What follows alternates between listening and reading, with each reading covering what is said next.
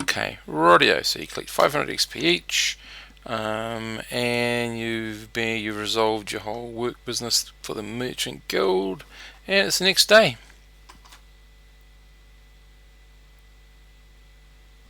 What are you doing? Okay. I'm not sure about the other guys, but I'm keen for another job. Yeah. We could find out more information that way. What sort of jobs are you looking for? The highest paying. They would probably tend to be either ones where they want very experienced people or high danger. As you're not highly Highest paying experienced, that we would qualify for and be reasonably safe in. That lessens the options a serious amount. I thought that might be the case, but there's no point in having money if you're dead. True. Where did you want to go to try to find these jobs? We could ask back at the guild. Okay. Yep. Yep. That's what I was thinking. The Merchants Guild, because that's Okay. a steady source of Info. work. Yep, that's all cool. Unless anyone else has managed to narrow down a book location or a different town that we want to go to find out more information. Well, they've narrowed down the book location. I'll take you over to the map to 100 years ago. Yep. So we just need to bring. So you are down here. As soon as it works, you are down here. The book was located somewhere up here. Oh, okay, that swamp. Shit, that's miles away. Yep. So just as a general reading of distance, you're talking about 980 odd, 1,000, between 900 and 1,000 miles away.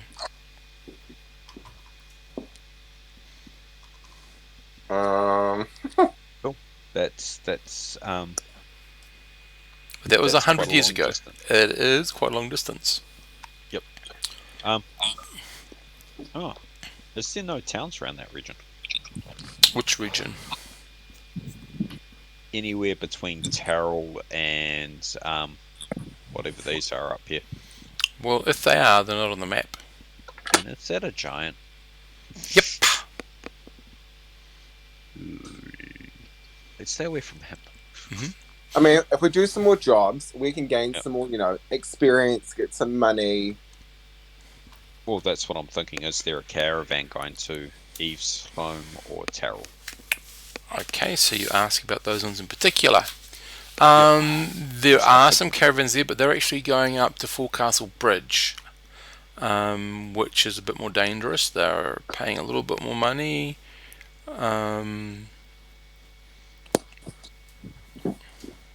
What's past Forecastle Bridge?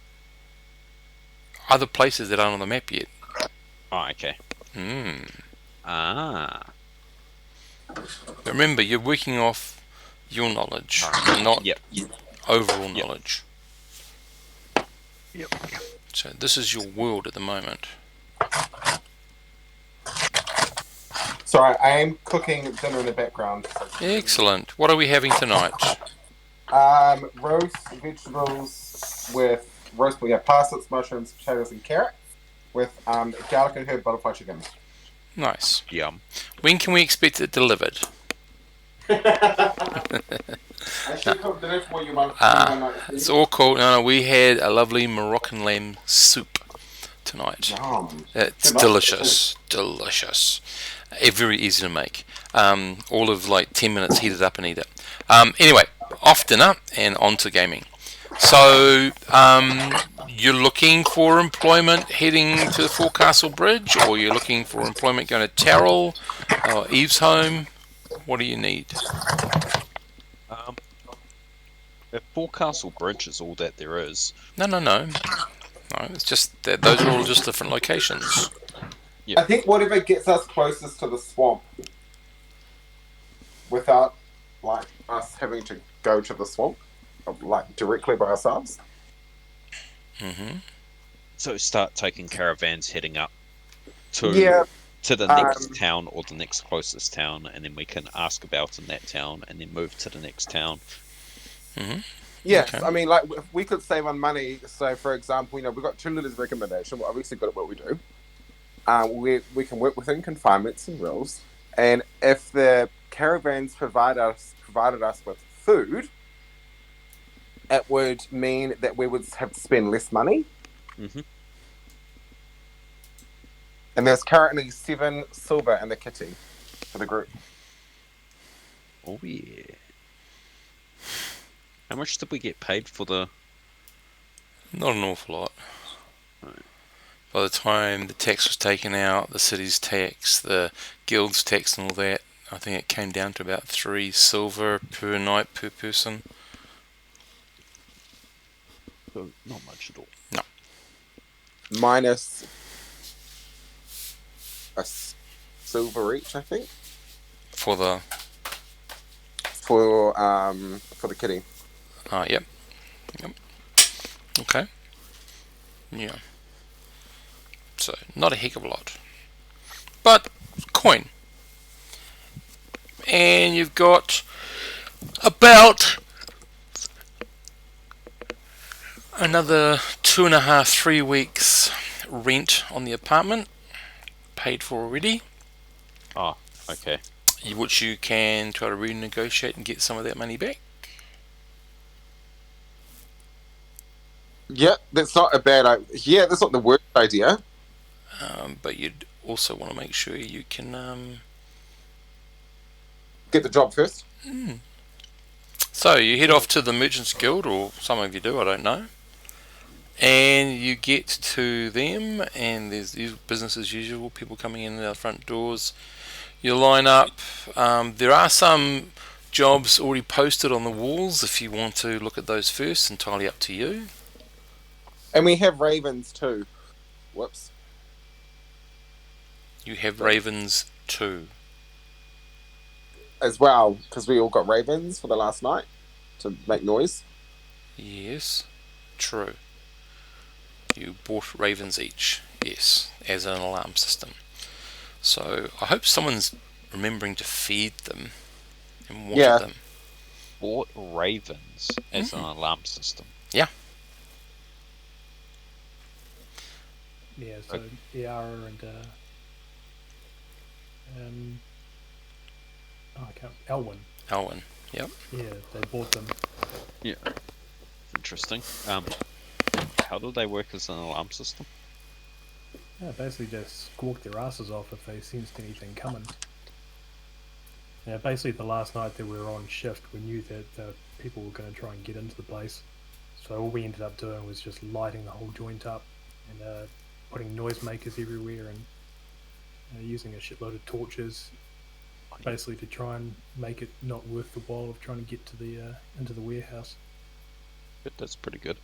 So no one got hurt, which was fantastic. Sweet. Well, no one on your side anyway. Yep. Did we actually manage to hurt anyone? I think we fired a few warning shots. I think Elwyn did hit someone at some stage, but I'm not 100% sure. I'd have to look. But yeah, warning shots. Oh no, he did do some warning shots. That's right, warning shots. He did.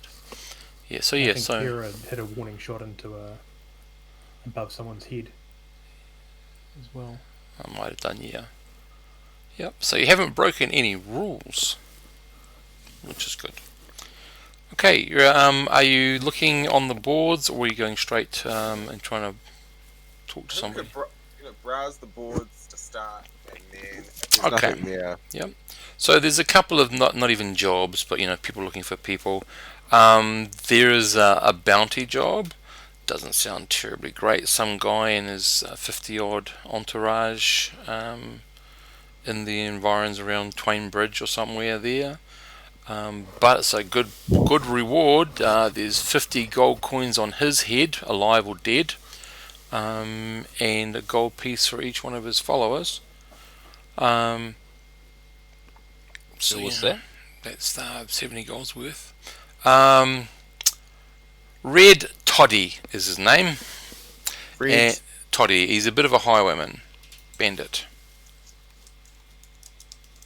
And how many followers are they? About 20.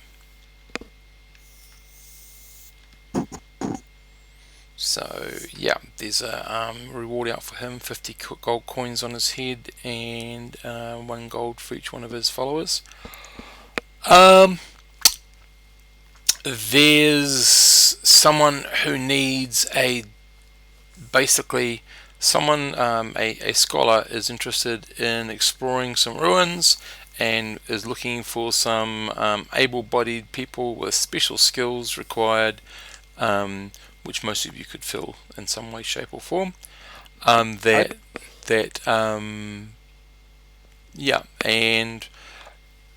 he or she, you don't really know from the name, they're wanting people to help them. Well, obviously, keep them safe. The job could take up to a month. Basically, he's investigating a ruined place, and the payment will be food will be included, but the payment is only 5 copper a day, but plus your group will get 10% or items equivalent thereof of the total haul. So I'm very interested in that. Mm-hmm. You know, it's a scholar. I think we should renegotiate for more than 10% if that's us. There's one scholar. If there was a group of scholars, possibly, or other defenders, but if it's just us and one dude, then I reckon 10%'s a bit low. Cool. Yeah. Okay, there's that. Is there anything else? Yep, there's a couple of other small jobs, but someone wants someone for a night watchman, something job that you could easily do, but it's down by the docks. You already know that that's a relatively dangerous place to be in.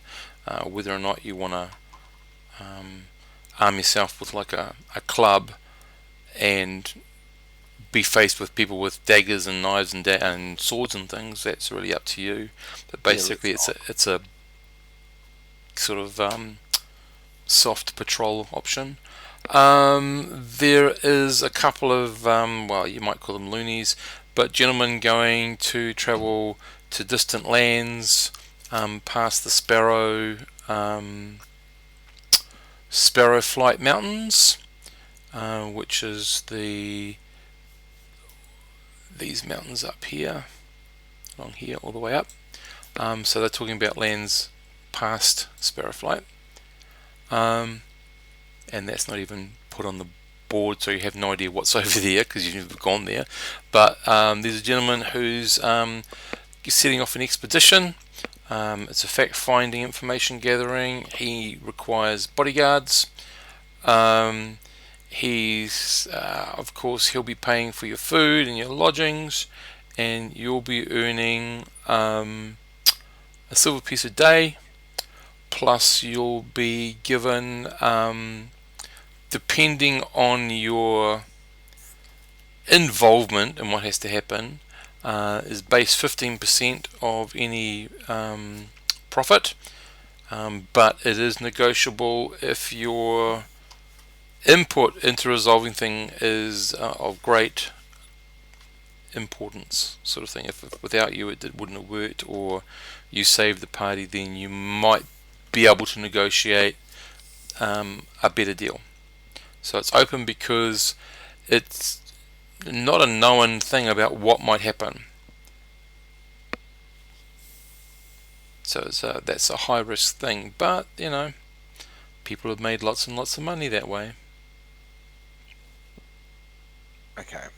But it's unknown stuff, and it might be taking you in the wrong direction. There's various other people, but they're all heading down south through Elf's Bloodstone Pass thing. Elf Pass. How long is the fact-finding one? That's going to take up to half a year. He expects that it could take, depending on how far he wishes to travel, before he wishes to turn around. But he's expecting it to take roughly 6 months there and back.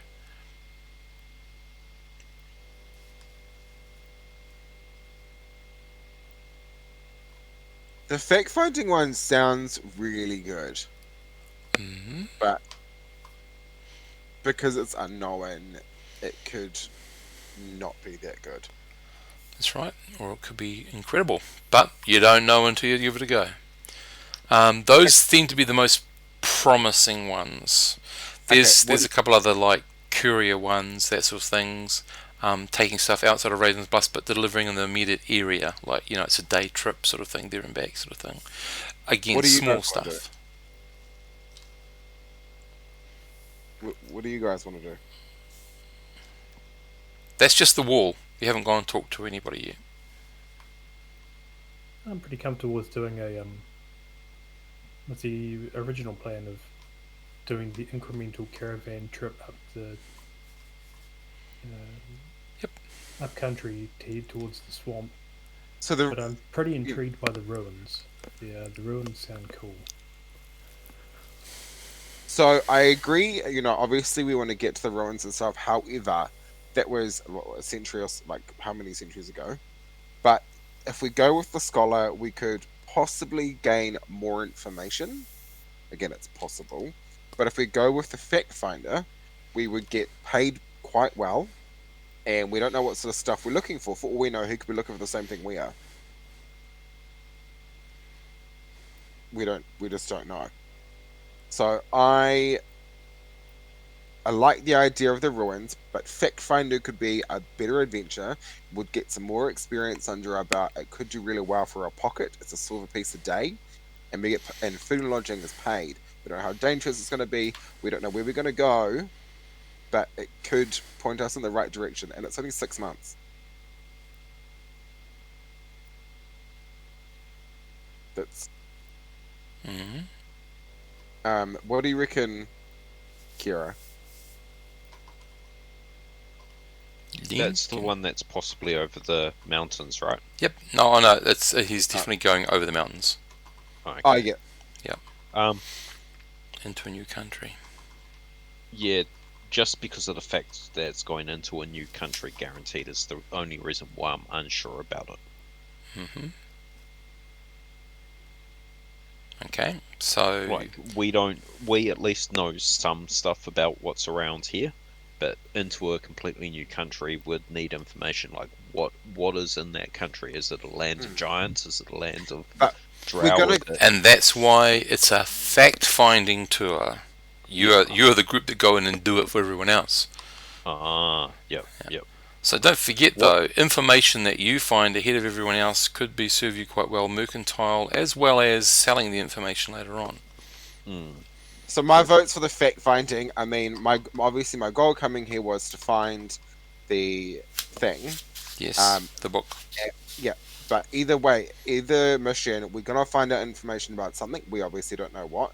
And if we've got to go over the mountains, and we're gonna come back anyway. That means we're gonna have to come back through the mountains. Yep. So but we will be richer, obviously. Along the way, we'll get some more experience under our belt. If we end up in a land of giants, I don't think a person would just randomly walk into a land of giants. I wouldn't know. It's D&D. The only thing that I want Castles to and know for Crusades. this is what is the point where we turn back? Like, I want to know what is the point of danger when we actually decide to turn back. Like, will this guy keep on pushing on despite losing people? How big a party are we going with? Those are my two main concerns. Can we organise a meeting with him?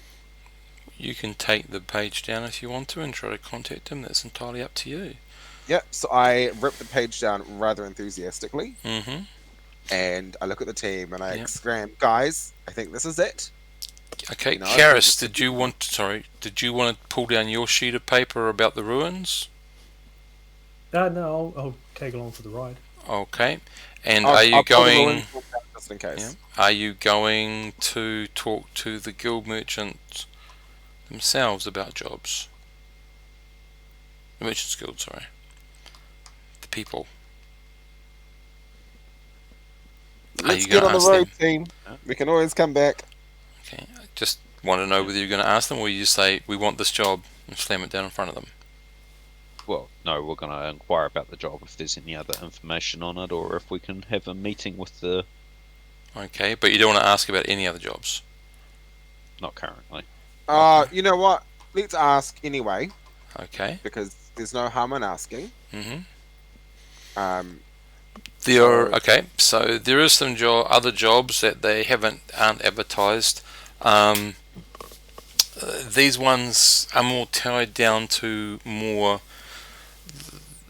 The standards is more expected. Like, and it's got like it pays this much, the tax will be this much, it's for this duration. It's all pretty well spelt out for you. Some of them are guarding ships travelling out from Ravensbluff. There's a caravan heading back down towards. Where are we? Tarry, down through Elfblood Pass from Ravensbluff, which is sort of the way you came up, if you like. There's a caravan job between Ravensbluff and Terrell. There's that one. There's a job that requires some urgency, so you have to leave pretty quickly. It's a time factor job, and you have to be able to move quickly, so you need horses to Eve's home. That's about the only other jobs that sort of are on available.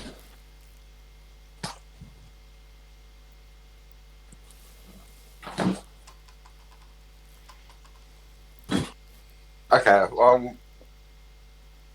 let's organise a meeting with this guy. Okay.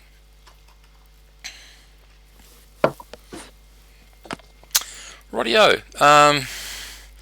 The merchant, sort of the guy who's organising this, sort of goes, oh god. Okay. Rightio. Here's his address.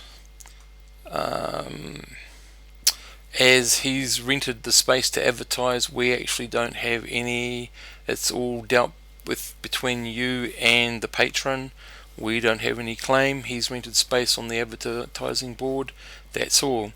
So we can't guarantee any conditions because you're not paying us anything to guarantee anything. So away you go. So off you go with his piece of paper. You get to a place in the city. Hang on. You're in.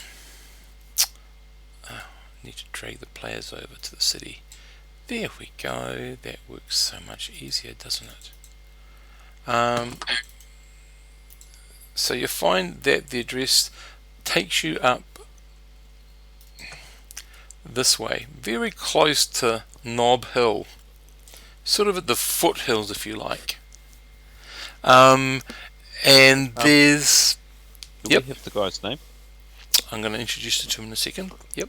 Okay. So it's a boarding house, but sort of a little bit up there, if you know what I mean. It's a little bit higher elevated sort of social status for the gentleman adventurer, so to speak, not for nobility but gentleman. So you knock on the door. There's a doorman that comes and asks you your business, looks you up and down. You tell him you're here to see Red Toddy? No, that's the other guy. What You're here to see the person who made this had this advertisement in the hall of the guild hall of the merchants. He says, "Oh yes, I know him. One moment, please." He comes back and says, "Yes, he'll see you now. If you follow me, please. And could you wipe your feet? Of course. We have rugs in here." So it's very well nice and appointed place. Kind of off to one side there's a little room, sort of a little office room with lots of books and scrolls and things in it. You see a little old woman with a little bit of pince-nez, those little glasses that sit on the end of your nose, and she's talking to some people. Doesn't even notice you. The other man just walks past and shows you into a room. So in this room, okay, it's a very well appointed room. Lots of really tasteful accompanying bits and pieces, some comfy chairs, a small table. There's a small table with some like a sherry glass crystal thing and some glasses and sort of stuff. And the gentleman there is pouring something. He turns around and initial perception of him. He stands about 5'6". He's rotund. He's chunky, not fat rotund. He's chunky rotund. More like a not muscly, but just solid. You would say he's human. He's probably in his later middle years. He has a gingerish beard that's starting to get a little bit grey in places. He's starting to develop a bald spot on the back of his head. He's wearing nice clothes, but they are slightly older style clothes. He thanks the gentleman with some first name, I don't know, James or something. Closes the door, puts his finger up in the air to like, don't say anything. Listens at the door, and then opens it quickly, looks, and then closes it. And he turns around and says, just had to make sure that James wasn't eavesdropping. He's notorious for that. Anyway, please, come, sit. So, would you like a drink? It's nice sherry, but it's okay. No, thank you. Sorry, I don't drink. Right. No, thank you. Not while we're discussing business. Very well. Oh yes, but to business, yes. But just want to make you feel comfortable. But anyway, my name is Horatio Blowhorn, and I represent myself, really. You may have heard of the Blowhorns. Everyone gets to make a intelligence check, just a flat intelligence check. Yes. Let's go. Nope, Kira definitely doesn't know him. I get mine, and it's a prime. Cool. Grew up in an isolated monastery. So Okay, and Karis has been out wandering amongst the trees and stuff, so has no idea who he is. So, yeah, alright, the Blowhorns. There was some famous explorer who was a Blowhorn, you remember. Don't think it was a Horatio, but, Edgar, that's who it was. He was really famous. Actually, he was a couple of years ago. I respond to Horatio and say, yes, I'm well versed in the history of the Blowhorns. Oh, well. How is Edgar? Oh, you mean Great Uncle Edgar. Assuming he was where I last saw him, probably falling to bits in his tomb. Oh. Well, it has been a while since I've researched anything half decent these days. Right, he says. So, yes, of course, living under the Blowhorn name does carry a certain amount of pressure to perform and outdo our predecessors. So, I'm trying to gather a group of like-minded people who are willing to share in a venture. I'll explain the venture first, and then I'll talk to some of the perceived barriers to this being successful. So basically he puts forth the idea that he wants to travel into as far as he can go for about 3 months into the country on the other side of the Sparrowflight Mountains. He's interested in gathering any mercantile information. He's interested in gathering any important information that other travelers would want to do, and he's interested in mapping as much as he can of the place. So any piece of information that might be able to be turned into money, he's interested in gathering. Whether it's their interest in particularly shaped things that they'll pay money for, whether there's an easier route than the one you initially travel on to get to certain places which guarantee more mercantile sort of business, He's also interested in establishing a company, a mercantile company that will actually make that mercantile run. So, and once that's established, his plan is then to release information once he becomes sort of the lead in that area. Of course, this has lots of dangers and lots of barriers. He's managed to finally scrape enough money together to do this expedition. He's got a number of ways that you could be included. If you want to invest, that's cool. All shares are equal. If you don't have the money to invest or don't incline to invest and you just want to be paid, he's already set forth his conditions. If it's something in the middle or something, you know, a little bit different to all that, he's willing to negotiate if you're interested. Well, I do have a few questions in regards to such an expedition. First of all, how many people would you be looking at going on such? We would be it, of course, plus horses. Understandable. I felt that moving in a small group, but a strong group, would probably be better than arriving on force. In which case, I do have to ask, do you have any combat capabilities? I'm a blowhorn, of course I do. I'm That a is master nice. at rapier. And have you been out there and fought monsters, creatures? The Things such as blowhorns that. are known for their steadfastness when facing a foe. Cool.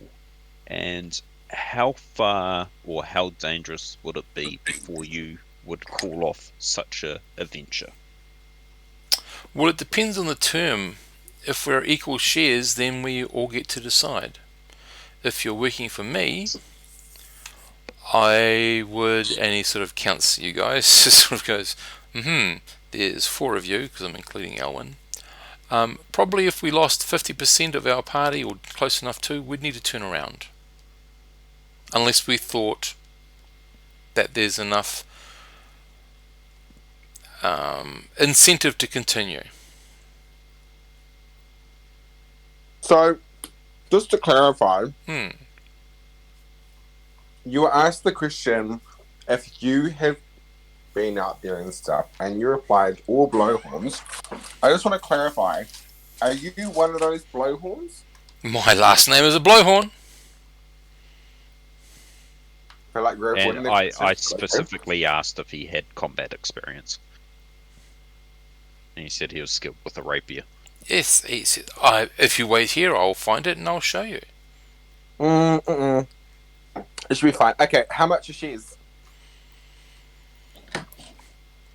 Well, I have amassed enough money to pay you individuals a silver a day. That would be for 6 months. So that would be 630s. On a 180 such- silver each. So times that by 4. Plus horses, food, and lodging. If you can put in a share that comes anywhere close to that, then that's how much shares will be. But if you wish to become a business colleague, well, sorry, if you want to be a business colleague, that's what you have to do. If you want me to be an employee, then we need to talk. If you're working towards shares, then we need to negotiate what that means. Okay. I do not have the money to invest, but I would prefer to have a say in my own fate. So if possible, I'd like to forego any payment for the chance to work towards shares and potential profits, and the say in when it's getting too dangerous and such. Well, every mercantile venture is always risky. Either That is financially, physically, spiritually sometimes, I've been told. So I've told you my terms. So if you want that to be part of your terms, we just need to work out the details. That would be my personal preference. I'm not sure about the others. I take this time to interject, Mm-hmm. and I ask him if he has a room that we could converse in without him. I can leave this room for a moment or two. How long do you need to talk?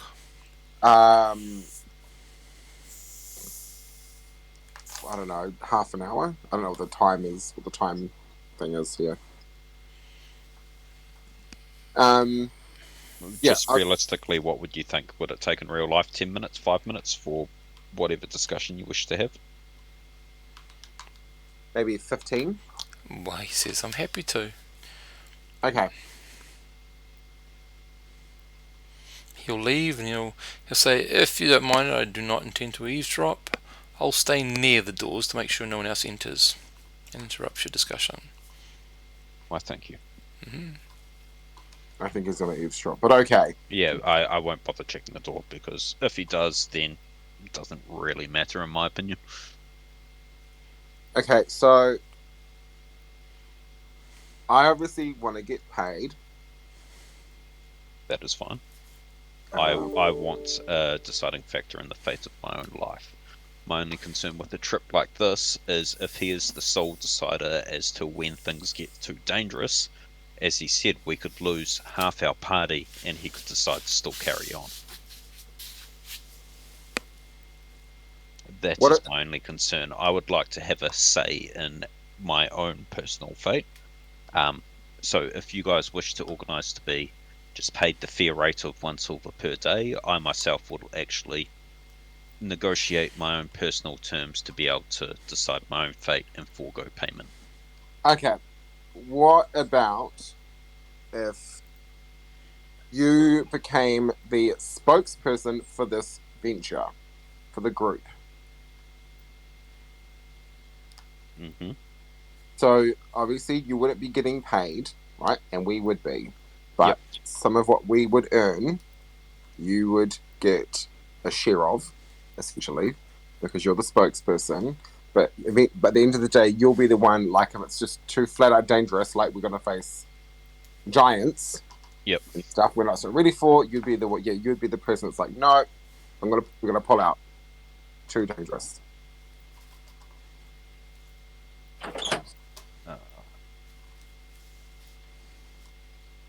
Yes, I suppose that could work. We'll just have to negotiate terms with him, and you've got to remember I'm going to be off after this game as well. So I won't actually be here, but my character possibly will be. I've got a solution to that, but don't worry. No. Just So we would take 5 silver pieces. Is it 5 silver pieces per day? No.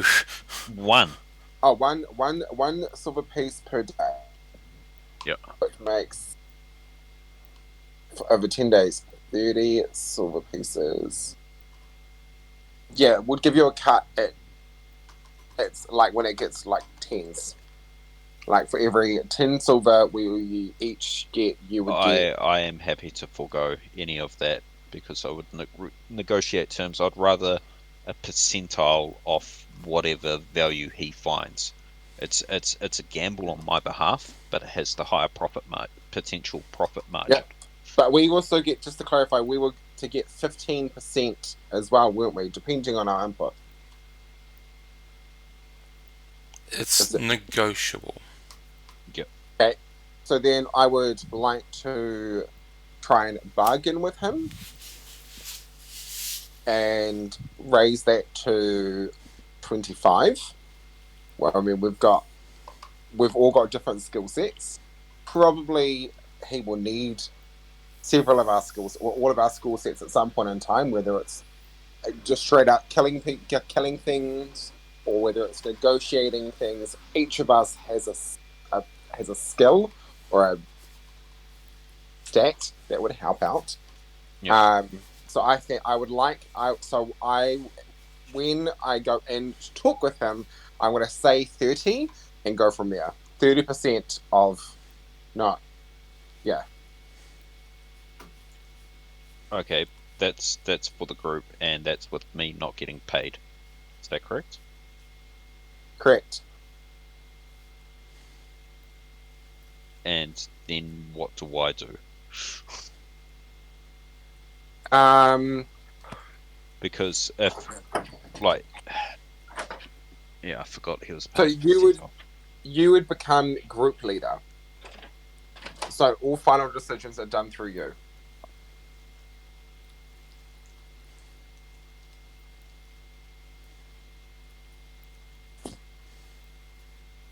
I mean, it's worth a shot. and in regards to the silver is what I'm wondering about. So I get what, 3 silver per 10 days, while you guys get 9. Sorry, can you say that again? What would my silver per day share be? Like, he's paying 3 of you 1 silver per day. Yeah. So every 10 days, we would each give you a silver. No.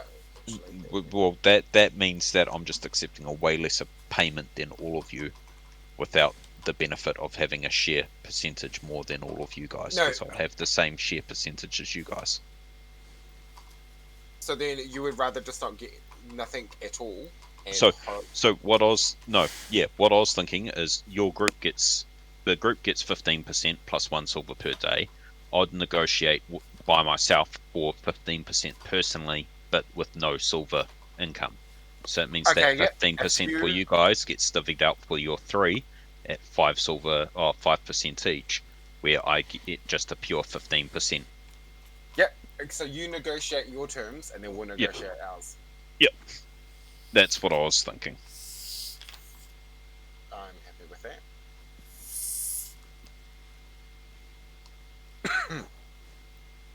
What do you think, Chris? I'm pretty happy to go along with the flow. Okay, let's go.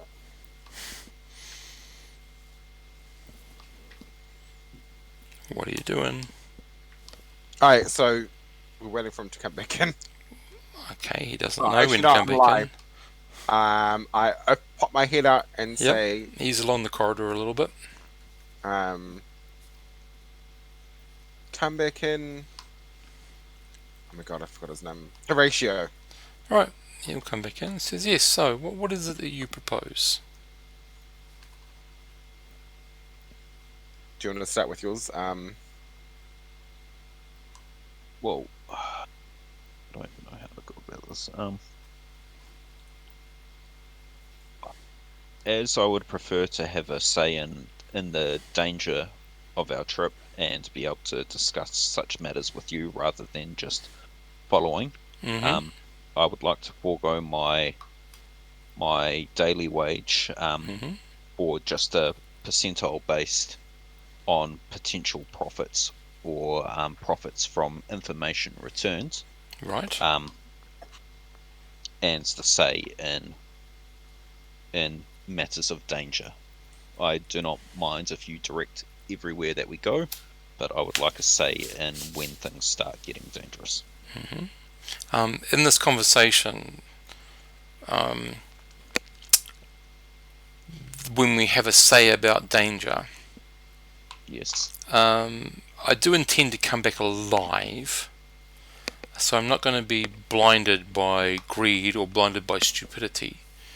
However, if that's what you want to do, that's fine. I am sorry to say, but that is my major concern. Once I sign myself up underneath you, I would follow you to do exactly as you say. The potential danger there for me is, of course, that you balk at the first slight barrier. So as long as we have an understanding that your danger is concerned more with your body than with potential financial or social repercussions, is that amenable to you? My say is I wish to return from this trip alive. I do not want to fight insurmountable odds. I do not mind fighting dangerous odds. Mm-hmm. But I do not want to see I would an be impossible very task. very stupid if I try to take on an impossible task. Yes. I agree. It's going to be difficult. Sometimes it might approach but not actually reach impossible. but we need to really put our best foot forward if we have any chance of succeeding and making money. If you agree with all of those fronts where we will not be approaching impossible. Well, this is your agreement and mine, so Yep. I just need to know what's the percentage you think that's worth. For myself personally, Mhm. Oh, it's an unknown. He's founting up all of the money for the trip. Yep, financially he's the one at risk. Yep. He's financially the one at risk. Let's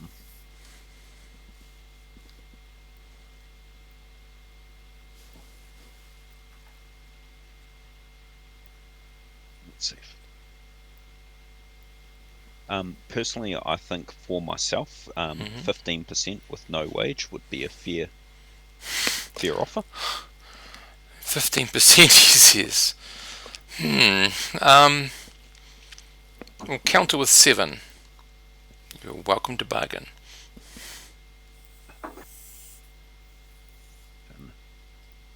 12. 10? I'll agree to 10. Let's shake on that then. Yep. Right, 10 it is. So I do not pay you a wage.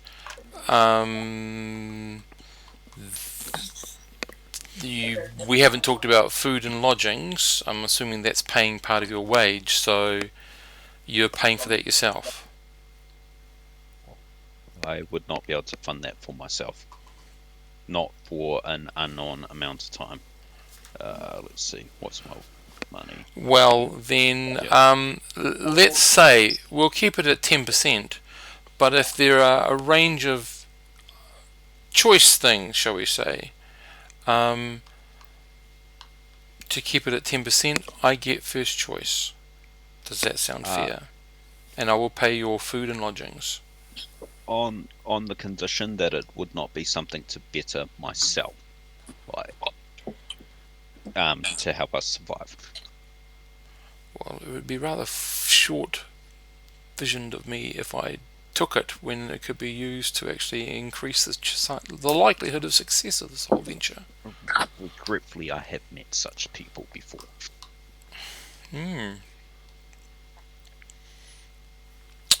But As long as you agree to that, I'm happy to agree to the 10% and pay your food and lodgings. Yes, I will happily agree to that. Right. Right, he turns to the rest of the group. And are you all of a similar idea, or are you wanting to do something different? Sorry, my PC's just had a bit of a meltdown, so I've jumped onto my phone. Yep. Okay. We're going to do something different. We are happy to join with the base rate of a silver a day. Mm-hmm. When is the silver a day paid? When we return, I will have it left in a bank, so upon our return, you will have it all for you, so it's guaranteed money. Okay.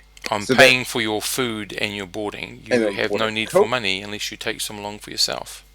Okay, cool. My second thing is, obviously, a lot of what we're doing is unknown. And we simply can't take the risk of not really gaining anything or whatnot. I would like... So we have discussed in terms of the percentage of profit. As we are a unique team and we all specialize in certain areas, I would like to raise how much percentage of profit each receives. Proceed, he says. So what does he say? Proceed. Tell me more. Okay. I would like it if we received 30% of the profit. He smiles at you and he laughs. He said, "You have... I'm going to enjoy working with you with your sense of humour." Oh, you were for real, he says, once he realises that you're for real. Yes, I'm sorry, that's just not no. I'm paying your wage, I'm paying your food, I'm paying your lodging, and you want 30% of the final take. So you're telling me, so is the 15% negotiable? If you want to, we need to come to an arrangement why that would increase. Okay, so we are all obviously very skilled in what we do, as we have proven Well, before. I hope you are. Come on, coffee mug, help me out with this. Sorry, I'm sorry about my PC. Okay, yeah, so yeah, we've done it before. We're very good at negotiating. Well, so you tell me, but I will only see the proof of that once we get underway.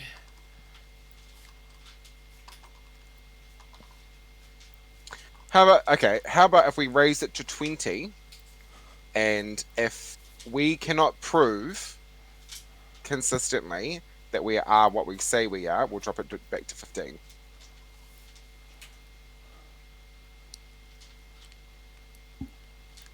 So you're getting everything paid for and get 20. Your compatriot here gets her food and shelter paid for and gets 10, and I get first choice. Pretty much. I would be a fool to agree to any of those terms. So then why say it was negotiable if it's not? It is negotiable. But How? to be negotiable, if you wish to increase the amount you get, you have to decrease some of my other risk. You're not. You're just increasing all what you want. The reason why I forego wages for my deal. Because he is losing. He is having to pay for my way, but he is not having to pay for my way on top of wages. So it should be a lesser cost. Especially considering we'll be camping a lot of the time. So you, Potentially. just to clarify, so you yourself get 10% of the profit and your wages, your things paid for, no wages. No wages, I just get food and lodging. So generally food will be trail rations or something like that on the road, on the towns on the way, and we might possibly stop. I don't know how many there is, but I estimated around 5 towns before the mountains.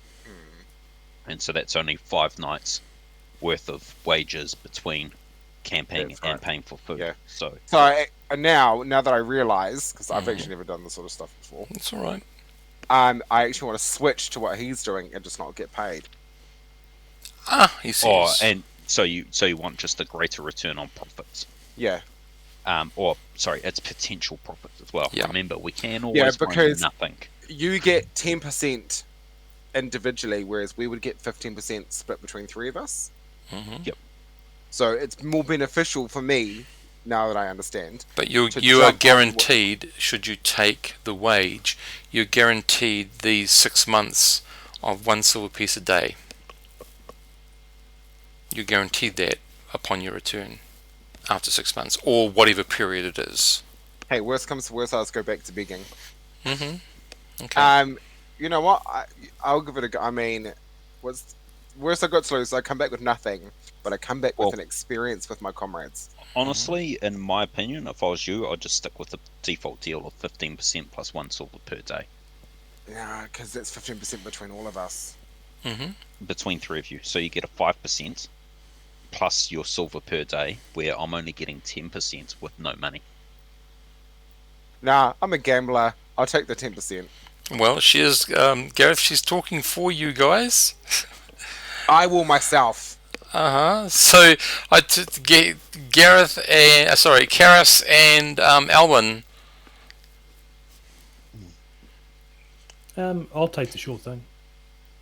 I'll take the Okay. daily rate, please. Radio. Okay, and unfortunately Anthony's not here to know what he'll take.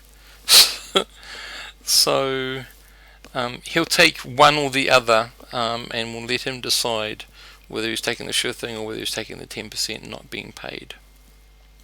But you got to not remember that 10% is contingent on him having first choice of things, providing, of course, in doing That's so not doesn't beneficial. actually ensure this. It increase. If he does so, that decreases the surety of any return. Then he's got to consider that, because that's part of what you've said. Yeah. Does I ask just to clarify. Obviously it's a base 10%, but if we make a big impact on these decisions, could that potentially raise it? He says only the 6 months will tell, but this is our go back to base agreement. Okay, Should everything else fail, this is the agreement. I think I'll stick with I'll do the 10% still, because Okay. if for example, what I do benefits him greatly, I would ask for. This is obviously not in front of him, like it's just at a game. Mhm. I would ask for a higher return, because he wouldn't have received it without me. Not just because I was there, but because of my whatever skill it is that I have. Well, that's what he's purchasing with the 10% right now. Your skill. At whatever. He still doesn't know what you guys do, but you're telling him you can do all this sort of stuff, so he just wants to, he'll ask if what is actually your specialty. So some will say fighting, some will say magic, some will say whatever. But the thing is, all your skills are going to be quite useful. So when you come into trying to barter, you've got to know what. First of all, you've got to know math. The second thing is you've got to consider who's risking what and what your benefits are. Like Lincoln's worked out, his character might be better off just taking 10% of whatever your group gain as a group, as opposed to the sure thing and only a small percentage return. But that's all cool. So if everyone's happy with that, Yara and Kira will go for the 10% with all those other little conditions as the baseline. Karis will go with the silver a day, which is guaranteed up to the point of his return for 6 months. You can go along and see him put all that money into a money lender's sort of banking sort of note thing for you to hold for you upon the return to collect.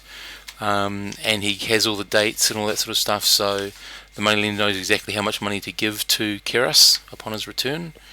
Yeah. You were going to say something, sorry, Link? Well, yeah, I was just wondering, because if a third person wants the 10% thing, then the last person that's getting paid is silver and 15%. I'm not sure what the actual dude would, what was his name? Horatio Would say about this, because now rather than just 25%, it's gone up to. Think about the math. 15% between 4 of you, 10%, 20%, 35%. Who's still getting the lion's share? 35%. Yeah. Yeah. His 60 something, whatever it is. Yeah, 65%. Yeah, so he was, and it's done. But Yep. basically, even if you all took a 10% share, he still gets 50% of the thing. So he's making money. So it's Yep. just all how you apply all those sort of things. But Yep. that's all done and dusted. So you sit down and talk to him about some of your skills and that, which will be useful. He is going to basically he's purchased some pack animals with food, tents, equipment, and all that sort of stuff. He cannot afford horses, so it's going to be walking, That's all good. which is going to take you longer, but you might not get as far, but you'll just see. And depending on whether or not money can be made, he may very well purchase animals over the other side of the mountain, sort of thing. Yep. So, but your first part will be to set, now that you set forth, it'll take him a couple of days to get everything organised, and then he will be ready to start. You are time-wise, you sort of aim this pretty good, because you are in the almost the middle month of spring, which means you should return in the middle month of autumn. I do say to him, I ask, when are we setting off? We still have a couple of weeks lodgings here at the here in town. We would just like to be able to get some money back before we head off. Well, I'm sure you can organise that, he says. Okay. When do we leave? So he suggests that you all meet, and he actually mentions that little tavern that the dwarf had right near the front gate. That tavern on the corner. This one here, Golden Griffin. He suggests meeting at the Golden Griffin 3 days hence to have an early breakfast just around sunrise. He'll organise it. And then set off after that in 3 days. So in 3 days' time. Okay. Cool. We'll spend the last 3 days just. Thank you very much, and I look Chilling. forward to travelling with you. Right. On that day, he'll also have everything to sign. He'll have the moneylenders there, so they can identify the people who need to be paid. He'll have everything organised by then. Yeah. Cool. Okay. Do the moneylenders store coin as well? The moneylenders are going to be storing his coin so that you can get paid. I'm just wondering what's the cost of storing my coin so I can de-weight some. Oh, Not that I have. Actually, it's probably not worth it. I don't have enough coin. yeah, you could Never probably. mind. I'm Yeah. a monk. I forgot. I'm poor. Yeah. So you've got a chance to either spend some money, have some just R&R, or go. Can I sell my raven back? Ooh. Actually, I would like to ask what type of equipment he would be bringing. He'll be bringing some pack animals and food, tents, just the things to get you going. He will also be bringing a small coffer of money so that he can make some business deals along the way. Your job is to make sure that everything he brings along is protected, everything he gathers is protected, and returns with the group back into Ravensbluff.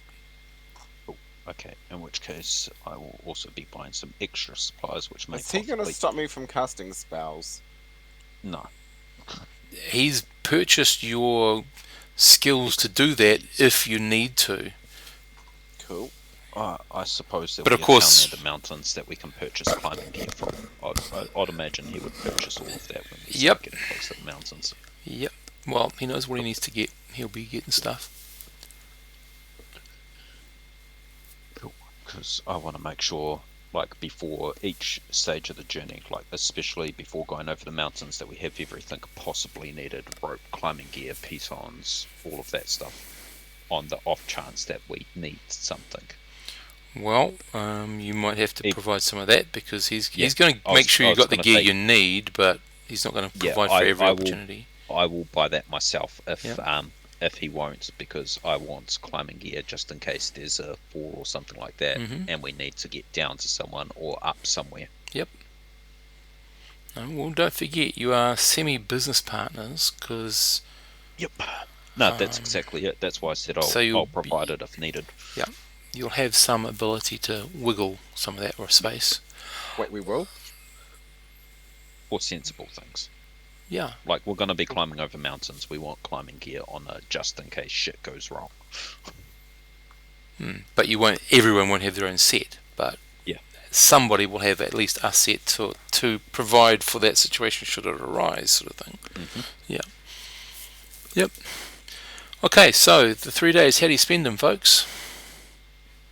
I would try to negotiate at least all of the money back, or if not all of it, some of it back from the apartment. Okay. Give me a charisma roll, please. And any bonus for charisma. Oh, that's good. 18, and it's actually a prime. Okay, your landlady is quite amenable. She'll just charge you basically to the end of the week, just for because you're basically cutting, Yep. I think, 2 weeks out of it or something. Yep. So what you paid, you can halve it and get the money back. I don't know how to calculate that. Well, how much did it cost you? I don't really have that information. We will have to all refer back to the original video for that. I can't remember. It's not that much, but yeah, Oh, it's important to have. hold on. Let me open up. I'm pretty sure we paid a massive lump sum. Okay. Good fun for silver pieces. Okay, while you're calculating that, is Crest doing anything, going to see anyone in particular, or anything of that nature, Gareth? No, I don't think I've got anything that I need to stock up. Yeah, but I just mean just to talk to, if that's all you want. No, I think I'm all good. Okay, I cool. think it was a silver piece each night. No, a silver piece a night. Okay, we'll have to go back. Hmm. Also, I would like to sell my Raven, which I've forgotten how much it was worth. Not that much. Not that much. Because you bought the birdcage as well. Yeah. So you're hawking your Raven. Trained, beautiful alarm.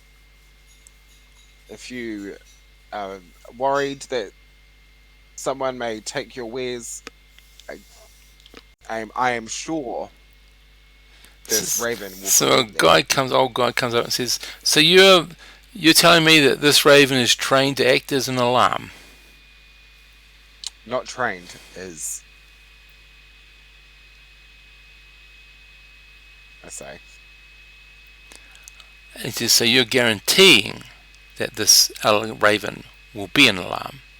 Well, I'm not. I can't guarantee anything. I mean, Well, my young lady says, "Be careful what you say, because if you try to sell things and it doesn't turn out to be true, people won't buy from you." He says, "I look at you and I take pity upon you. I'll buy the beast and the cage for a silver piece."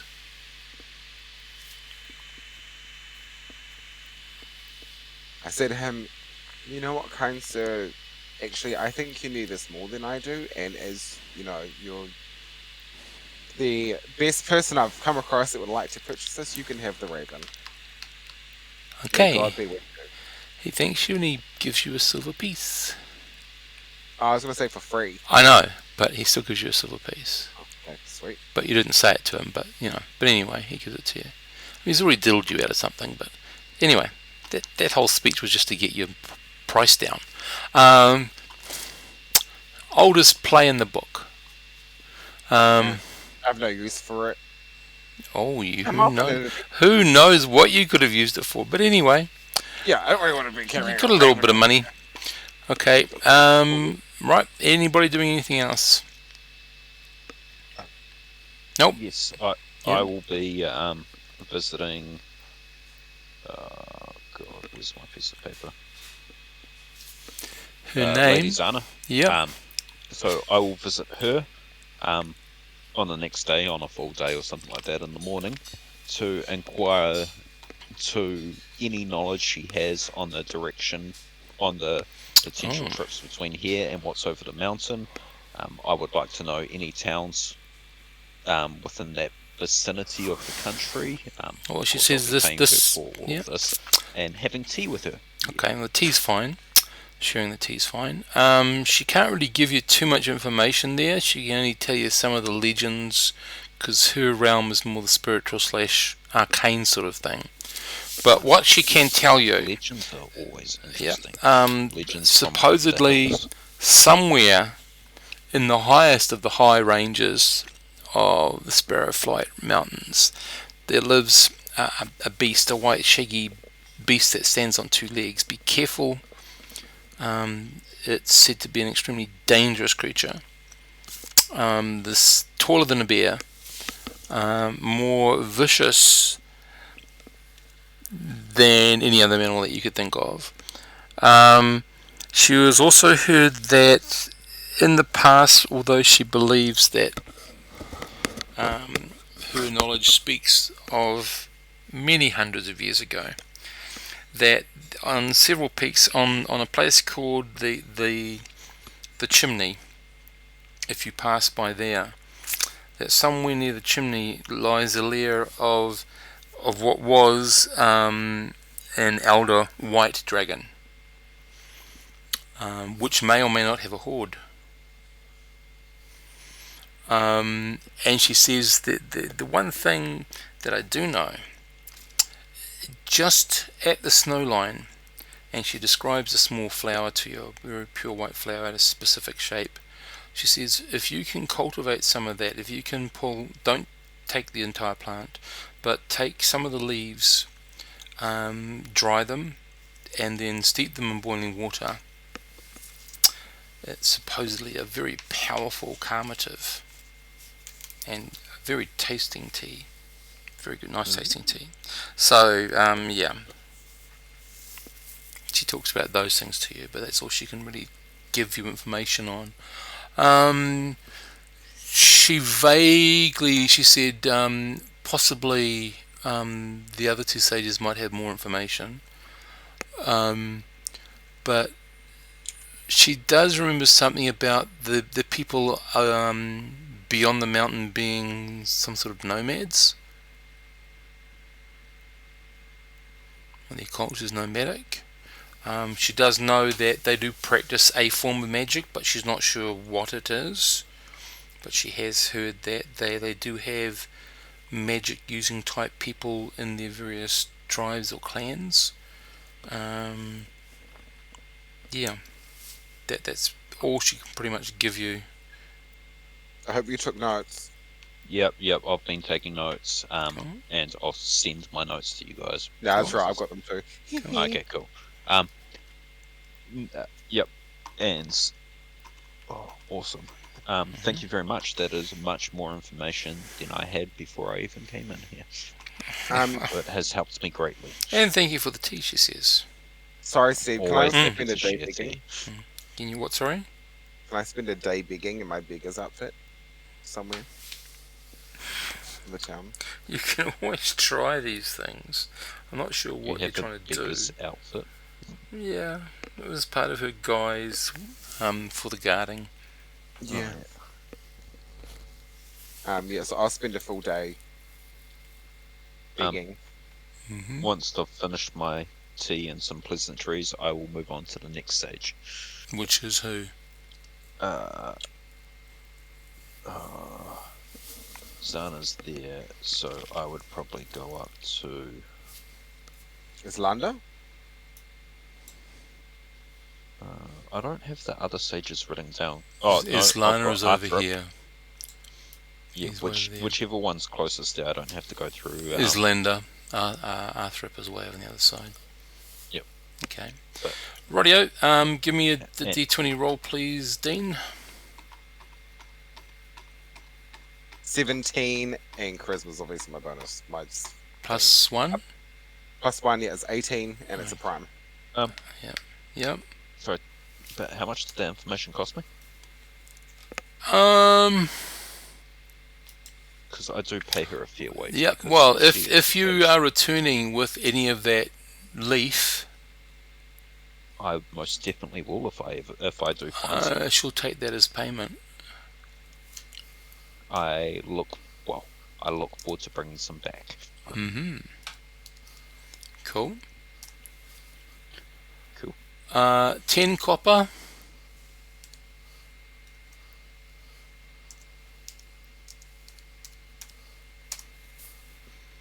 6 silver.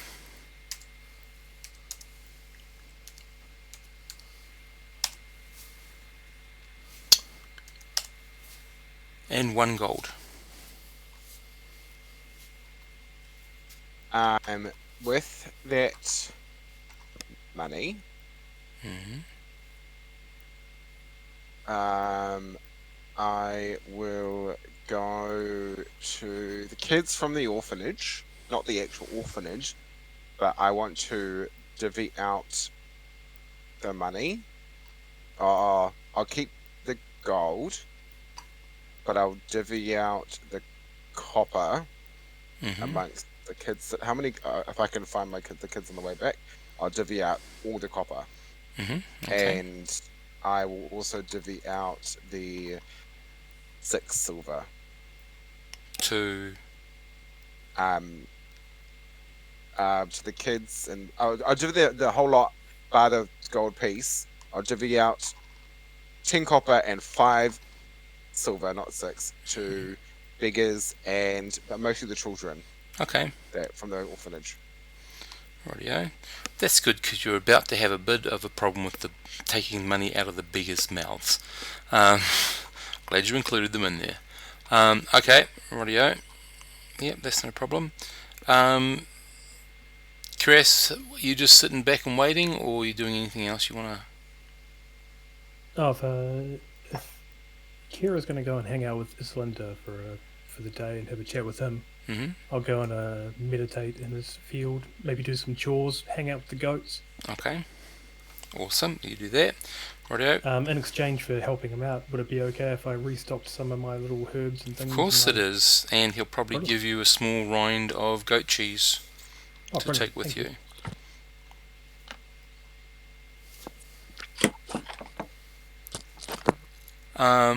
And he'll also. So, do you have any spells that require mistletoe?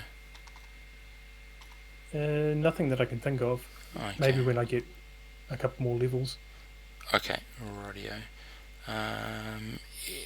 Any spells that require anything apart from your divine focus, your symbol?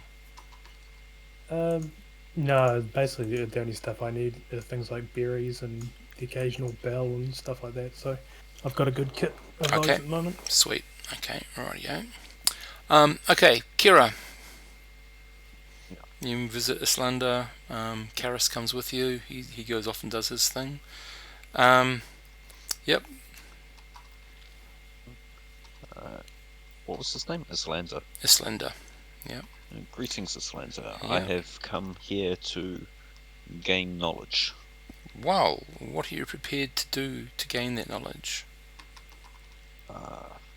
I am short on time, so I have today available, so I can do as what you wish. I can provide tasks or monetary compensation.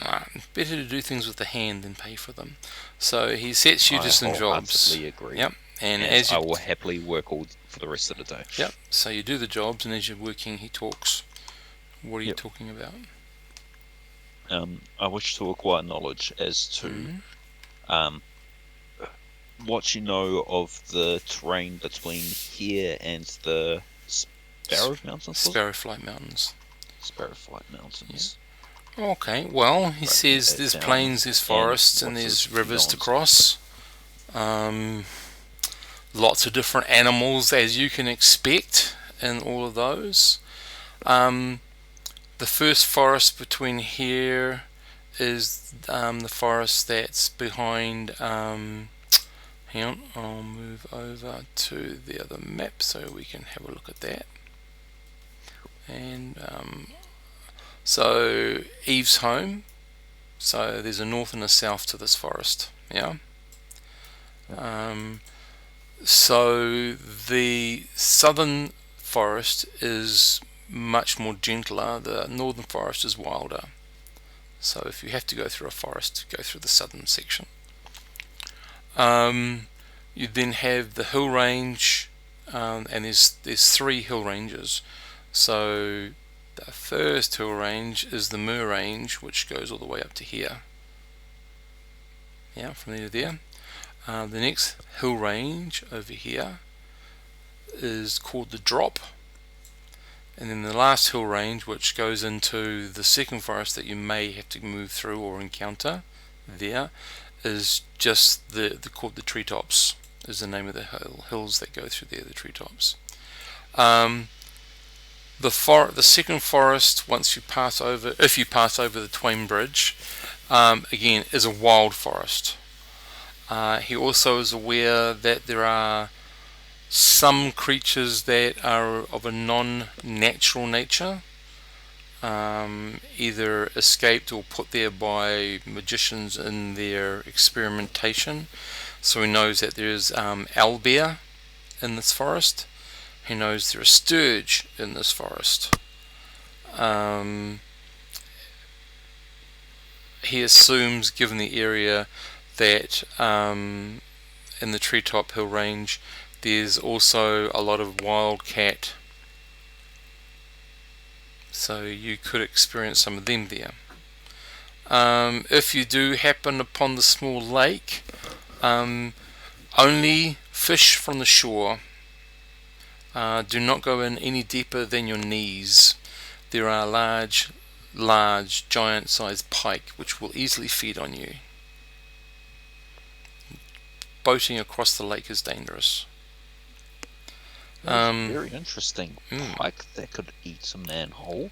They are of a monstrous giant size, he says. Wow. Yes. Then you get into the southern hills of the Sparrowflight Mountains. He says somewhere upon the range of the Sparrowflight Mountains, above the snow line, there is a creature called the Yeti. They are extremely large, white, very territorial. If you can present it with food and you back off peacefully, you should be able to escape its clutches. If you insist on moving through their territory, you will be challenged and beaten severely, if not killed. The Yeti are known to eat any flesh. That is very great knowledge to know. Also, he says in the mountains, he believes there have been several great worms. There was, and I'll have to make up the name, but he talks of the ancient white worm near the landmark known as the Chimney, which is about a third of the way up the mountain range from the southern part of the mountain range. So he's sort of Chimney is in talking the southern part, was it? somewhere about here Oh, on yeah, the map. cool. Yeah. Somewhere around there is it's rumored to have the great white worm's lair. He's unclear as to what's in there, but that's what he understands to be there. He's heard mention that on the other side of the Sparrowflight Mountains to be aware of giant creatures, not giant humanoids, but giant creatures.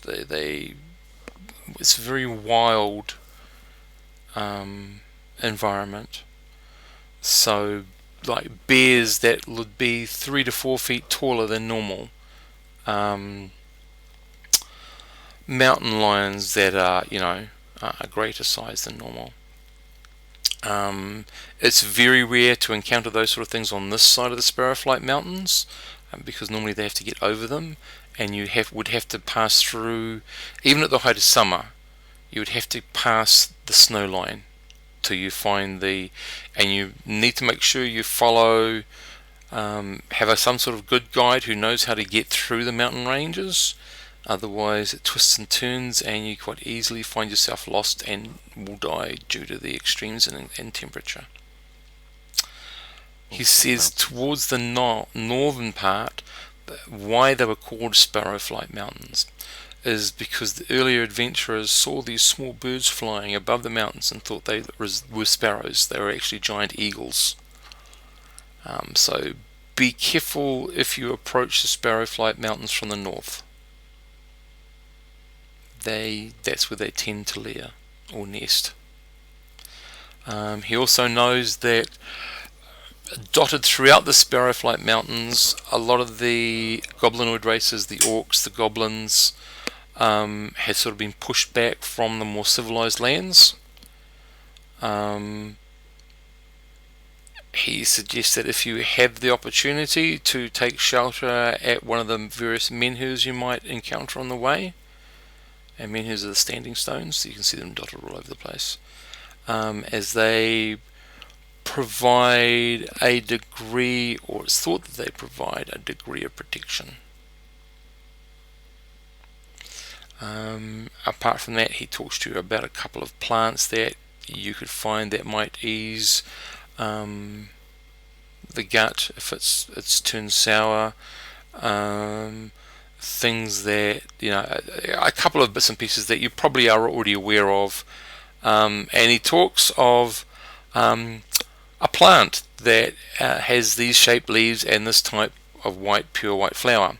Should you harvest the flower and be able to dry it, and then mix it with myrrh, cinnamon, and grind it into a paste and let that paste dry into a powder, you can then place that into water.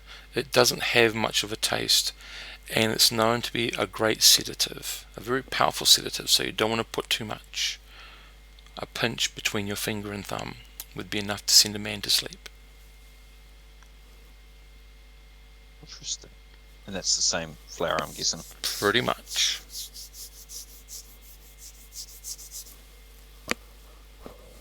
Oh, that's very interesting.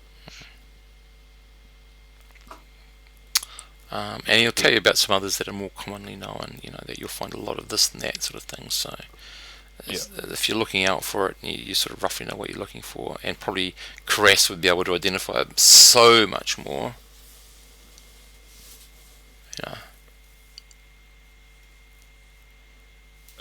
He'll be able to identify the plant, would he? He's got a good chance of doing that because that's part of his skill set. Cool. I am getting him on board. I want him to find me that frickin' plant. I'll be looking for it as well, but it's always better to have more eyes out, so I will make sure to mention it to everyone. Yep. Okay, so that's the sort of information you get from Islander. Cool. Yep. And so that was the second day. The third day, are we leaving, or is it 3 days and then we're leaving? 3 days in 3 days' time. So 1, 2, 3, and then the morning after the next one. Okay, cool. So I've got one more day to visit the last. Mm-hmm. Cool. So I'll work the rest of the day with Islander. Rightio. Help him out until supper time. Mm-hmm. And then He shares a small meal with you. Yep.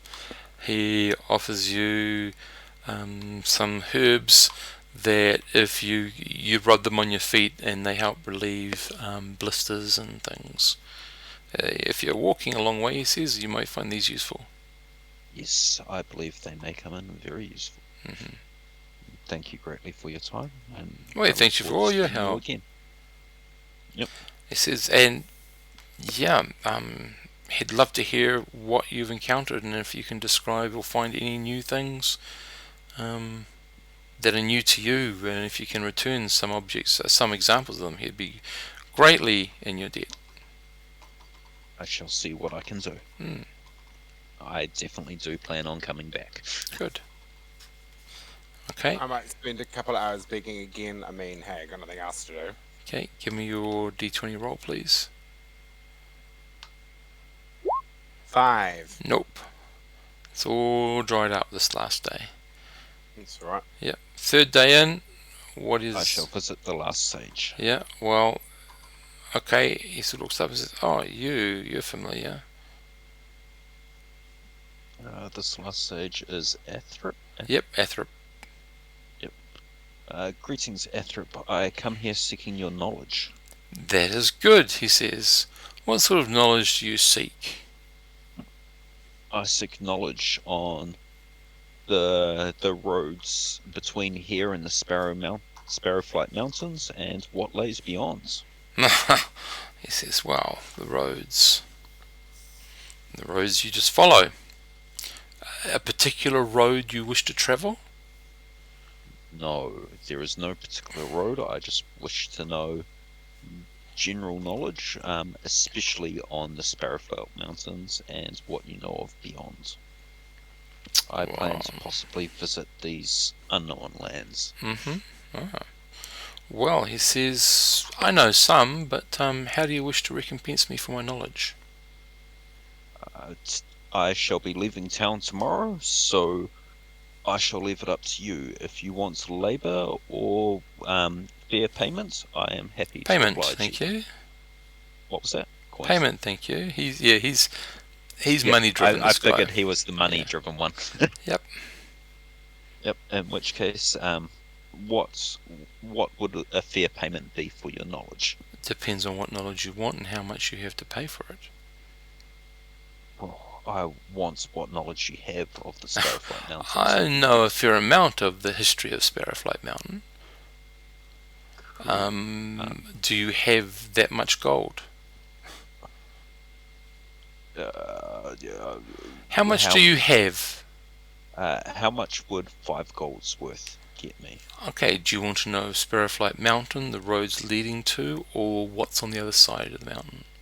The mountains and beyond, or would that require more? A lot more.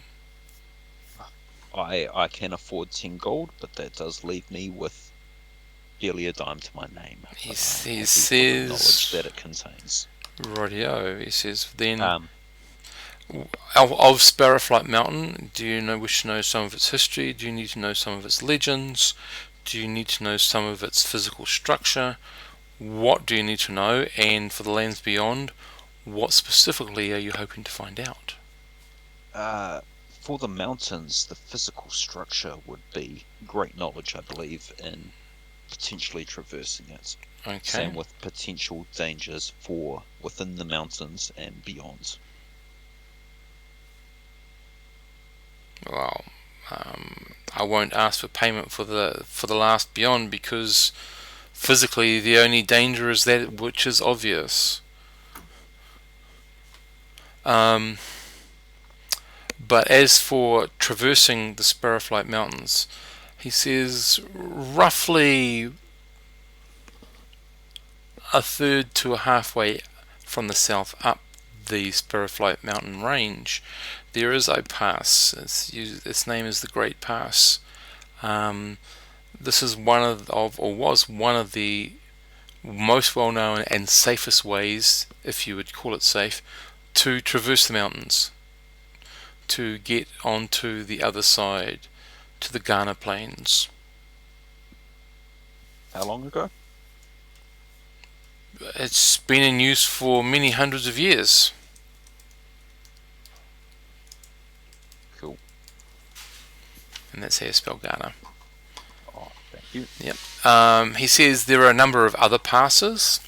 There are several in the south and a couple in the north, but the Great Pass has been said to be the easiest, but by easiest that does not necessarily mean easy or safe, but you would need to travel in a very short time period, within another month's time. The first, second, and third month of summer is its safest period to travel through. Of course, the most dangerous would be autumn and winter. Autumn because of the wild storms, and winter because of the snowfall and the lowering of temperatures and the exposing of bodies to that. Dangerous first 3 months. Yeah. He will give you the locations of the 3 other passes that are a bit further south, but they all possess dangers. So the most common dangers, of course, is rock slide, which tends to be more in the southern passes. The northern passes tend to be more dangerous because they are much more narrow. Also, that tends to be where more of the goblinoids are. So in the northern half. Doesn't mean they're not in the south, but most of them tend to be in the north. So that's your 5 gold about the mountains. And he can tell you, what to look for, where to go to get to the Great Pass on this side. Should you time it well, in the early part of summer, if you are to traverse the mountains, the people of the Ghana Plains will be holding a moot, and as you come down the mountains you should see them assembled. It will appear as if a great city, but it is a bunch of nomads. They hold this every year at this time. That may very well be your first encounter. What knowledge did you want to know of the lands beyond the mountains? Mainly of the people. Well, as I said, the first set of people you'll encounter will be nomads. They tend to be horsemen, travel in large family clans, sometimes numbering up to the 100, 150 people. They have very specific cultural social interaction. So a male is the speaker and leader. The female never speaks for a party. If you can prove your martial prowess, you may be more acceptable. They base a lot of importance on martial prowess. It is a survival skill. Beyond them, around the lake, and I'll have to come up with a name for the lake. Okimo. There you go, Okimo. Here, I'll put that in. There are some towns, and these people are more civilized, having had a more stable place to base their culture on. In a lot of ways, it's very similar to the Reach people, but they themselves also will have. You'll have to expect and experience different cultural practices. One such cultural practice is that they have a saying that a visitor is much like a fish. Both start to go off after 3 days. If you are ever offered salt by anyone in Okimo, that is a sign that you'll be treated with respect and that that household has taken you on, your safety on, and you are considered somewhat of a semi-family sort of member that while you are staying there. But remember the time limit. And he sort of that's about all he can tell you for the money you've got given him.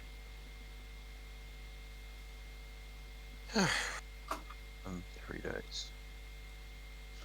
Yep. Ooh, I do have one other thing that I wish to ask about. I have heard of white flour up the mountains that can be used to make tea. Is there anything else that you know about said plant? And I offer them 2 gold. Well, he can tell you that it's rare. It's valued on both sides of the mountains by the nobles.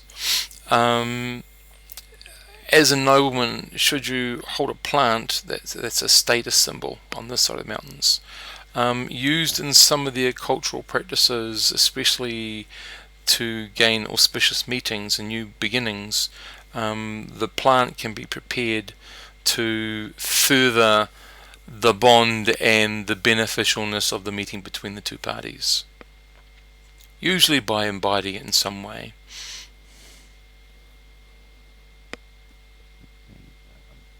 So if you can offer it to any of the nomad people, they would look favourably upon that.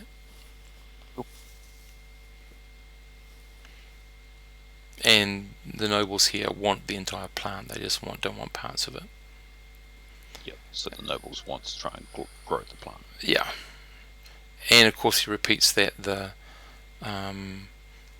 apparently it's something that they prepare it. He doesn't understand that whole thing. He'd have to talk to one of the other sages to understand that. But apparently it's held in great regard as a great peace offering, as a great opening for future relations.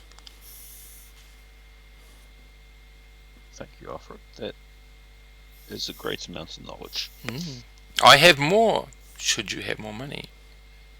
I'm sorry, but you have emptied my pockets of all that I have.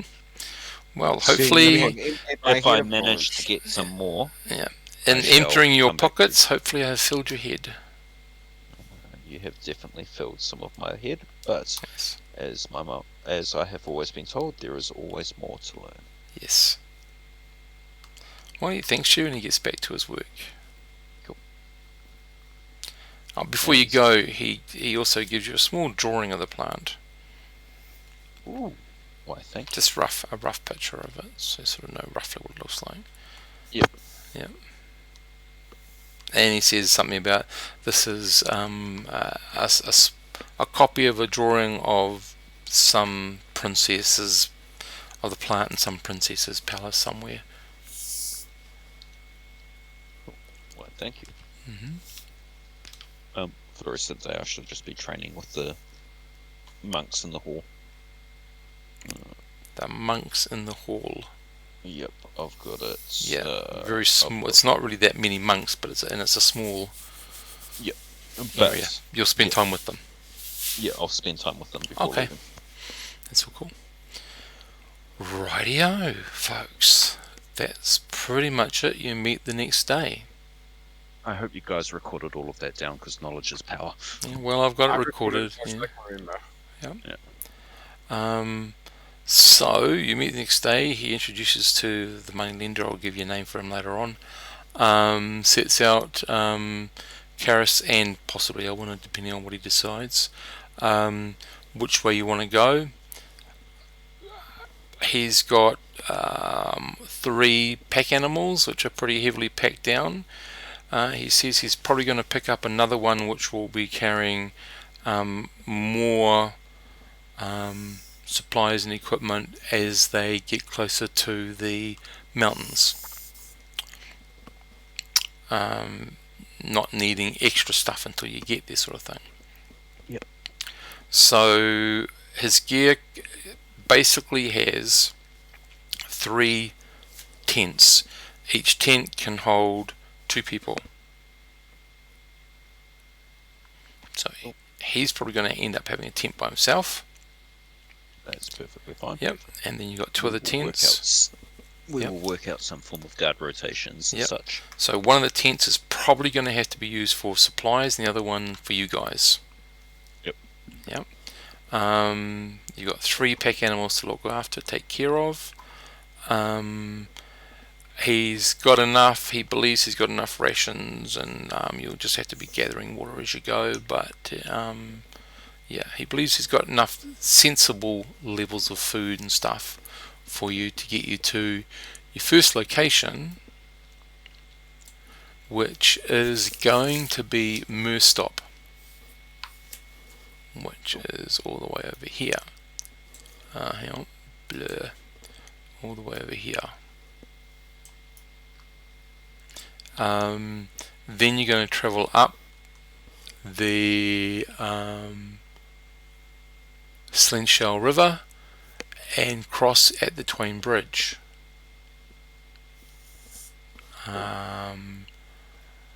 There's some business he needs to do nearby before you go back and travel up to the Forecastle Bridge, where you will cross over, travel a little bit north, gain access to the high plateau, this place, and he's going to be trying to pass through the mountains in one of the northernmost passes in the southern section of the Sparrowfly Mountains. Wait, isn't that where we were told not to pass? Would that be a pass north of the Great Pass? That would be slightly south of the Great Pass. Okay. Yeah. The reason he's chosen that is because while the Great Pass might offer the most safety in terms of passage of travelling physically, it's still got a higher danger factor of possibly being attacked by goblinoids. Goblinoids. The further south you go, the less goblins there are. Goblins and orcs and such. So, and he's basically trying to average out the dangers by not travelling in the most dangerous ones, but slightly semi-dangerous. So he's already aware of that. So, Kira, you can already tell this guy's done some of his homework. Yep. Also sounds good to me. Are you aware of the possible yetis within the mountains? Let's not worry our friends about that, he says. As we get closer, the intention is to, if we can pass any small villages at, talk to them. They might have better local knowledge than I at present. We are far away from them at the moment. We need to know what they know. So yeah, so that's his thinking at the moment. So yeah. So you've got to make basically Merstop first, then cross Twain Bridge to go to some place because he's got something to pick up, and then head up, cross back over, go up to Forecastle Bridge. That's where you cross over, head up the high plateau. Then once you're on the high plateau, go through the forest there, which unfortunately you didn't get that much information about. I didn't get information on that forest. But you know some general stuff in that area. Yeah, I'm hoping that he has managed to pick up some information on the forest because I didn't know our direct path. Hmm. So I assume he would have Yep. researched the path with Of some sort. sages. Yeah. Okay, so that's his plan, and once you pass over, he intends to travel north because he's hoping to encounter a large gathering of the people that live there. Apparently they meet there for some special reason. He's hoping... Ah, yes, you've heard of it too.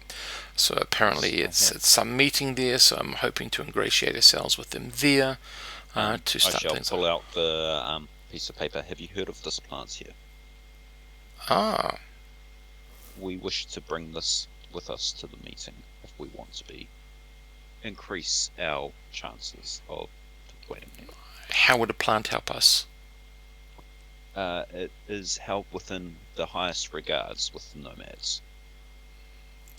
Okay, well, if It we is can... used to make a tea that they prepare in a special way, I believe. So if we can get some leaves of the plants and dry and preserve them, present Do it we- to the nomads as a gift. Would we know this conversation? I mean, Well, would we know- you're going to be present there because you've got the same deal as Kira. That she's just talking about it. What I'm asking is, would you have told me, Kira? You're present when Kira's talking about this. You all are. When he found about the plants, not. Well, He's saying I would have got back from my sparring late at night, and this is first thing in the morning, so possibly not. Probably not, actually. But once I will fill the party in later on today with everything that I learnt from the sages, Okay. like as we're travelling. Right. So Yep. So you're going to make, I think... I have to get my book. When you leave... just let me think, where the hell is it?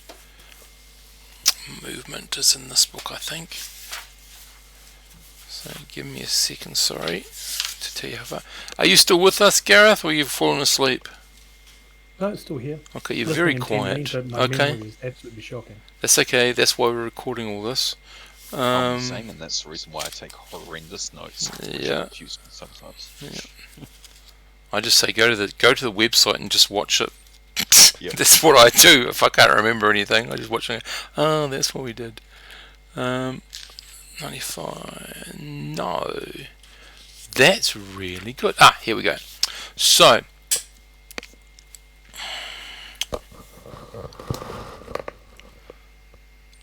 Right, so the fastest one of you're all elves, half elves or humans, which is good. Yeah.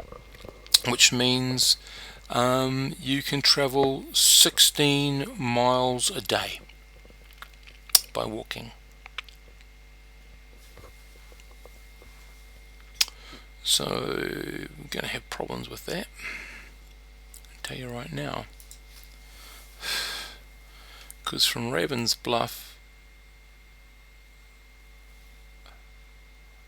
I was thinking that. that's time. 10 days.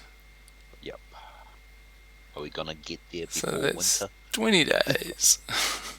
That's halfway through your first one, and then you got to get from there all the way up to there, and then you go there to there. So you're going to be probably making passage somewhere near the tail end of the second month of summer. Cool. So the most likely situation is we'll cross the mountain and we'll probably stay over there because we can't stay over there because we won't be welcome. We don't know what's going to happen yet. Yep. He's Cool, only this is gonna be he's only interesting. given you a rough estimate of 6 months. He can't guarantee it. It's 6 months. Yep. It Yep. could take a bit longer. It could take a bit less. But anyway, No, that's all good. Yep. I'm just aware of the time constraints. I'd rather not cross the mountains in late autumn or winter. Yeah. Not in winter. no. So at the moment, it looks like it's going to be late summer. Yep. Which means you've got no chance of getting over there, doing your business, and getting back before it becomes much harder to pass. So Yep. yeah, depends on what happens and whether you decide to pass during winter and where you decide to pass. Because obviously the Great Pass is the safest pass physically. Yep. we could also follow the coast around south. You would think so. Why has no one thought of that? Yep. 'cause You will then find we could out. Probably go right to the water. Or there's something nasty there. Oh, who This knows? giant pike. No, the lake. that's down way down here in this little lake. That's that lake there. I No, this little lake here. Oh God, I keep on Oh yeah. doing the wrong thing. This little lake in here. Oh, that one. Yeah. Okay. Yeah, directly to the south of that forest. Yeah, I would have called that a large lake, but yep. Well, he calls it a little lake, but anyway. Okay. So guys, that's where I'm gonna have to leave it because we can get to the first movement, and the first movement. Oh God! Now I've taken the bloody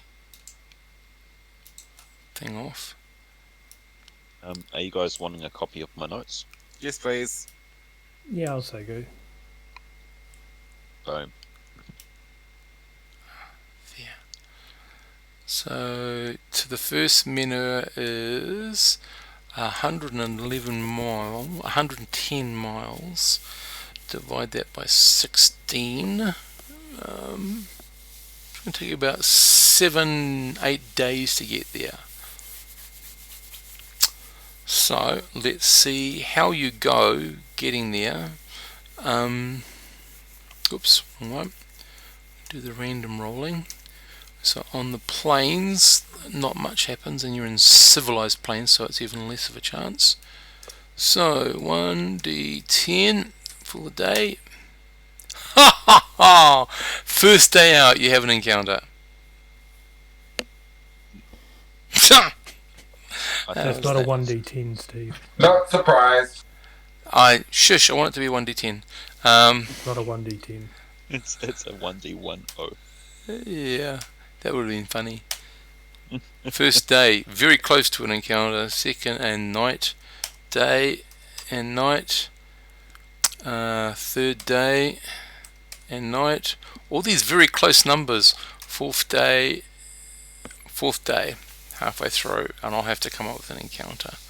But that's where we're probably going to leave it for now, because I haven't gone much beyond that point. So I'll just turn off the recording.